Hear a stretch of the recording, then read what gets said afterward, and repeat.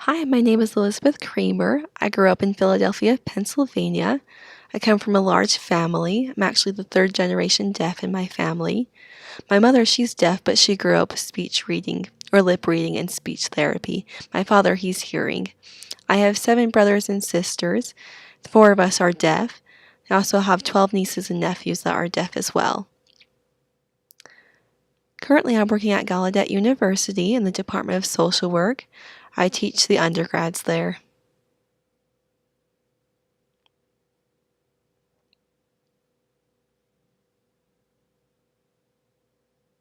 Hi, my name is Elizabeth Kramer. I I want to share a story of an awful experience that I had with you. I remember when I was aged, I remember when I was 17 years old, and around that time I was living with my parents. There was a summer's morning, probably a Saturday morning. I woke up and I was feeling pretty good. I decided I would get up, and I told my parents that I was going to go across to the park, which was really close to my parents' house, just across the street. And so I'll make sure the street is clear as I cross to go to the park. Once I get there, I stretch and warm up to be able to exercise.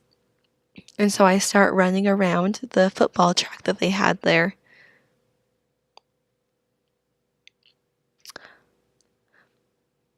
I ran 4 laps, which is a whole mile, and I felt really accomplished and worn out. I was ready to go back home. And so I start walking back up the hill. And I look and I'm ready to cross the street. And as I'm crossing the street, I notice that my dad was just sitting outside the front porch on the stoop, enjoying watching people walk by and all the cars passing by, just seeing a snapshot of their lives. And as I approached him, he said, "Would you mind moving my car to the front of the house, please?" So I said, "Sure, fine." And I go in and I grab the keys and I walked 1 block to the car.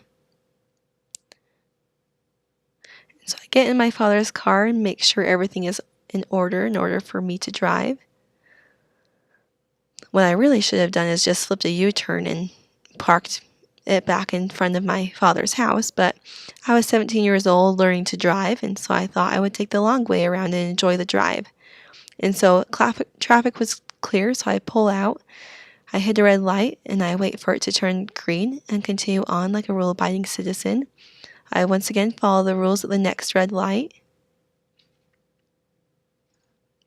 And then when I go to make a right turn, I guess I wasn't paying attention because I actually rear-ended a parked car in front of me. I started sweating and panicking. I didn't know what to do. It was my dad's car. And so then I put it in reverse, and when I back up, I actually hit a car that was behind me. So I thought, shit, what did I do now? And the woman behind me is yelling at me and throwing her arms up in the air. I was flustered at this point. Luckily, the woman just backed away and sped out of there, and so that provided some relief. I pull over to the curb to check to see if there is any damage on my dad's car, but everything looked pretty good. There was a chip, but not really a scratch, and so that was comforting. I get in the car once again to pull out into traffic, and when I do, there was a cop behind me flashing his light. And I thought, oh my God, I have never been pulled over by a cop before. And so I thought maybe the cop had seen me hit the parked car that I had hit. So I'm sitting there, and the cop walks up to my car and grumpily speaks at me. I signal to my ears to show that I'm deaf, and he shows me with his hands that he needs my license. I looked around and said, "Oh, I don't have it with me. It's at my home, which is just around the corner." The cop vigorously says, "I'll follow you." I said, "Okay," but now I was really in a panic. I was nervous thinking about what my father was going to say. As the cop was following me, he turned off his lights, which was a relief because I didn't want people to look at me and make me embarrassed. And so I arrived to my house. It was just 2 blocks away from where we were. And once I pull in, the cop turns on his lights again. My dad jolts up thinking that the cop was harassing me and what was going on. He comes down to check out the situation. And now I was sweating bullets thinking about my father about to find out. Luckily for me, when the cop got out of his car, my father actually recognized him. They were friends. And so I thought, score, hopefully he'll just forget the whole situation or forgive my ticket. So the cop starts talking with my dad. My dad tells him that I'm his daughter. The cop says she didn't have any license or registration with her. Why is that? My dad said, well, it was my car, but she's my daughter. And she just came home from the park, and I gave her the keys and asked her to go get my car. I didn't go into the house to get any license or registration. It was my fault. I'm sorry.